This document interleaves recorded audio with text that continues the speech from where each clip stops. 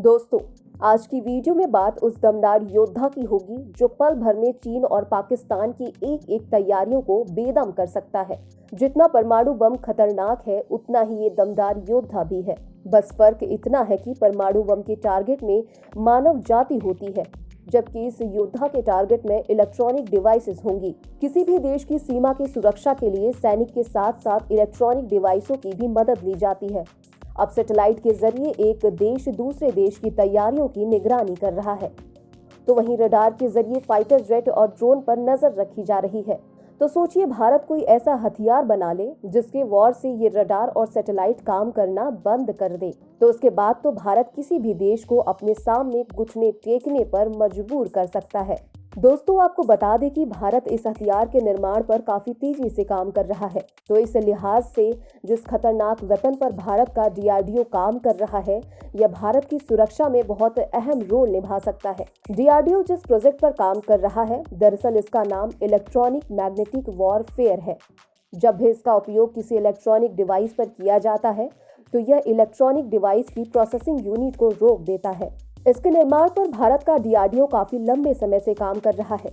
इतना ही नहीं, भारत एशिया का इकलौता ऐसा देश है जहां पर इस तरह के वेपन का निर्माण किया जा रहा है। उधर खुशफहमी के दलदल में डूब रहे चीन को लगता है कि उसने भारत से मुकम्मल तैयारी कर रखी है, लेकिन भारत जिस तरीके के हथियारों के निर्माण पर काम कर रहा है, उसके भारतीय जखीरे में शामिल होते ही चीन की जितनी भी तैयारियां होंगी, सब राख में तब्दील हो जाएगी। अब यह जो दुश्मनों को बेदम करने के लिए दमदार योद्धा की खेप तैयार हो रही है, यह अकेले ही इतना ताकतवर है कि युद्ध की तस्वीर चुटकियों में बदल कर रख देगा। मिसाइल और फाइटर प्लेन के लिए तो मिसाइल डिफेंस सिस्टम का निर्माण किया जा चुका है, लेकिन इस इलेक्ट्रॉनिक बॉम्ब के लिए अभी तक किसी भी देश के पास काउंटर अटैक के लिए कोई मिसाइल डिफेंस सिस्टम भी नहीं बनाया गया है। इस लिहाज से आप अंदाजा लगा सकते हैं कि किस स्तर की तैयारियों पर भारत जोर दे रहा है। आइए अब हम बताते हैं कि यह इलेक्ट्रॉनिक बॉम्ब कैसे काम करता है। दरअसल इसका उपयोग मिसाइल डिफेंस सिस्टम के रूप में भी किया जा सकता है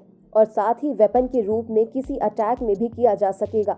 जब भी किसी हथियार से दुश्मनों पर वॉर करना होता है, तो इसको ड्रोन में अटैच किया जाता है। किसी इमारत या किसी सैन्य क्षेत्र से जब यह गुजरेगा, तो इलेक्ट्रॉनिक मैग्नेटिक के जरिए तरंगे उत्पन्न करेगा और यह तरंगे इलेक्ट्रॉनिक डिवाइस को अपने नियंत्रण में ले लेगी, जिसके बाद इलेक्ट्रॉनिक डिवाइस काम करना बंद कर देगी। भारतीय सेना में इसके शामिल होते ही एलएसी सीमा पर भारत चीन से कई गुना ताकतवर होने वाला है, क्योंकि चीन के पास अभी इस तरीके का कोई हथियार मौजूद नहीं है। आपको बता दें, यह भारत में काली हथियार यानी कि किलो एम्पायर लाइनर इंजेक्टर से बिल्कुल अलग होगा, क्योंकि काली को बस एक ही जगह से तैनात किया जा सकता है, जबकि इस इलेक्ट्रॉनिक बॉम्ब को किसी भी ड्रोन में अटैच करके काफी दूर तक दुश्मन के डिवाइसों को नेस्तानाबूद किया जा सकेगा। अभी फिलहाल दुनिया के देशों में भारत और अमेरिका ही ऐसा देश है जहां पर इस तरीके के हथियार के निर्माण पर काफी तेजी से काम चल रहा है।